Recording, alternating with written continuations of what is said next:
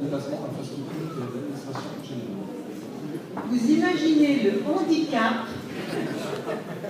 la taille, le débit et la force de la parole.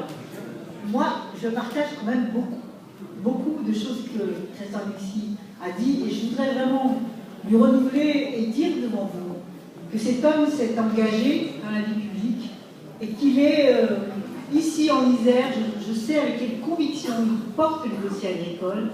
Et je voudrais lui dire, parce que j'ai quand même travaillé à côté de lui, avec lui, la région, d'abord à faire en sorte que la région soit présente, soit là, vous écoute.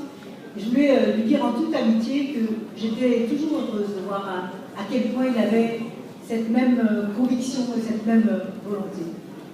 Mesdames et messieurs, monsieur le préfet, monsieur le maire, mesdames et messieurs les élus, chers amis, je voudrais vous dire, pour que cette foire de beaux croissants soit totale, j'avais envie d'ajouter, parce que sans doute Serge Papagali est là, un mot qui est le mot de cultivateur. Donc, mesdames et messieurs, les cultivateurs. On a un mot comme ça qui a disparu. Et je trouve qu'il est un joli mot qu'on employait ici et qui disait bien les choses. Cultivateur, c'est l'homme qui cultive et qui fait sortir de la terre les produits que nous allons manger, consommer. Et je crois qu'aujourd'hui, c'est bien de cela qu'il est question. Alors, on a voulu dire aussi, mais cultivateur, c'est un mot, ça veut dire qu'on est un peu has-been, hein, c'est pas moderne, c'est agro, etc. Parce que il est passé un temps où effectivement, il y a eu, tout autour de cette politique, de ce métier, beaucoup de bonnes et de mauvaises fées se sont penchées. Et je crois qu'aujourd'hui, nous sommes devant une réalité qui va être une réalité difficile, qui est celle de nourrir la planète, qui est celle de répondre à des besoins, et celle de faire un métier qui est sans doute un des métiers les plus beaux du monde, mais les plus difficiles. Donc je crois qu'il faut que nous ayons conscience que pour faire ces métiers, il faut un outil de production. Et que le meilleur outil de production, c'est la terre. Donc, effectivement, les propos de Christian Lixi résonnent. Et vos propos aussi résonnent. Mais ça veut dire qu'il faut, moi je vous le dis, il faut qu'on aille non seulement vers des soucis de protection de la terre, vers des volontés et des politiques de protection, mais il faut aussi penser la transmission des terres. Parce que demain, contrairement à ce que nous avons vu dans les dernières années, on va dire les 50, 60, même, ça s'est passé, on va dire depuis 2 siècles, la terre que vous cultivez, ça ne sera pas la terre forcément que vos enfants cultiveront, parce que vos enfants feront peut-être autre chose, et que d'autres viendront cultiver cette terre. Donc cette question du foncier, c'est une question essentielle, qui ne peut être que partagée par les élus, et qui ne peut pas être non plus, j'allais dire, complètement confisquée, parce que demain matin, nous aurons besoin, tous ensemble, de répondre à des questions essentielles de société. Et c'est cette responsabilité-là qu'il faut penser aujourd'hui. Pas seulement une propriété individuelle, la terre, c'est une propriété collective. C'est un moyen de production, c'est un outil pour nous tous et pour que nous soyons encore comme bien vivants demain. Donc je voudrais vous dire que nous avons bien évidemment toutes les collectivités locales cette attention-là. Je crois du maire qui fait son PLU aux élus, aux conseillers généraux, aux conseillers régionaux. Et moi, je voudrais vous dire, pour avoir travaillé à vos côtés, Jean Sedevat est là, pendant 6 ans au niveau régional, qu'il faut qu'on se comprenne bien et que quand dans un message les uns gueulent les autres, ça marche jamais. Donc je crois qu'il faut se mettre autour de la table et réfléchir ensemble à un avenir qui est absolument indispensable.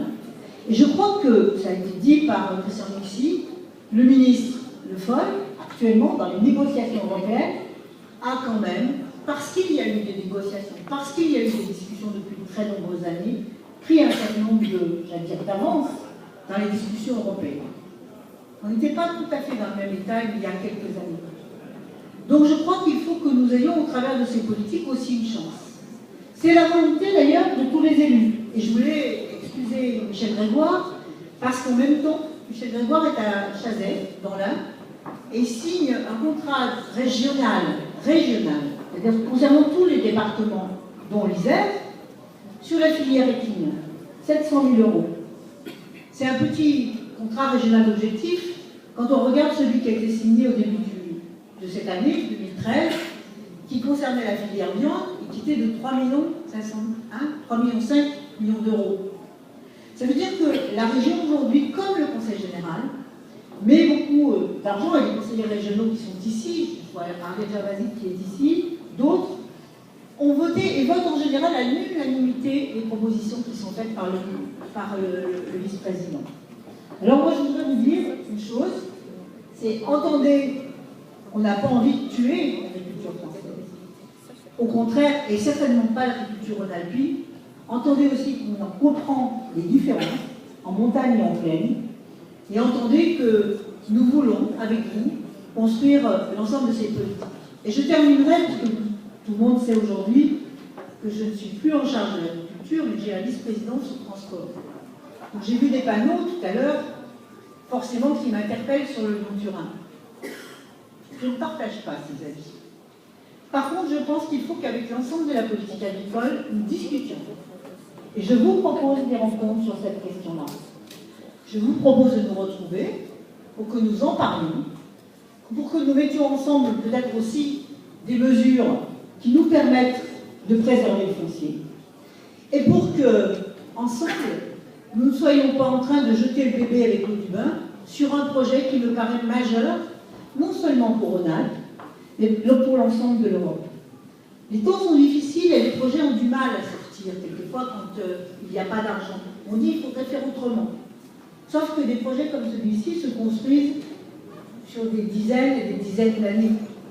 Et que quand on a accroché, j'allais dire aujourd'hui, comme on l'a fait, quand il y a eu des positions très claires entre les gouvernements italiens et le gouvernement français, ça veut dire qu'il faut faire attention de ne pas jeter justement le bébé avec l'eau du bain. Ça veut dire que par contre, il faut regarder problème après problème. Et je crois que le vôtre, il faut qu'il soit entendu, il faut qu'il soit discuté, il faut que nous fassions des propositions.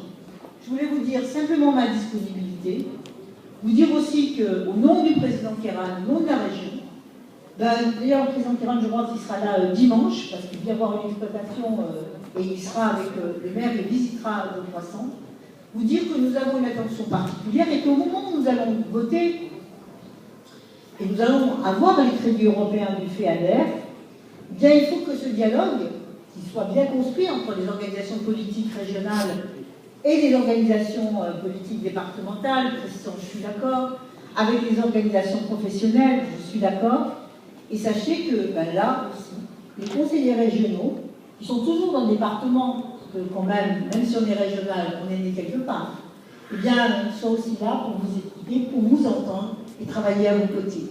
J'espère qu'on sortira la meilleure des feuilles de route, parce que nous avons besoin de vous, vous avez un peu besoin de nous de temps en temps, mais nous on peut changer. Nous, on a besoin des agriculteurs.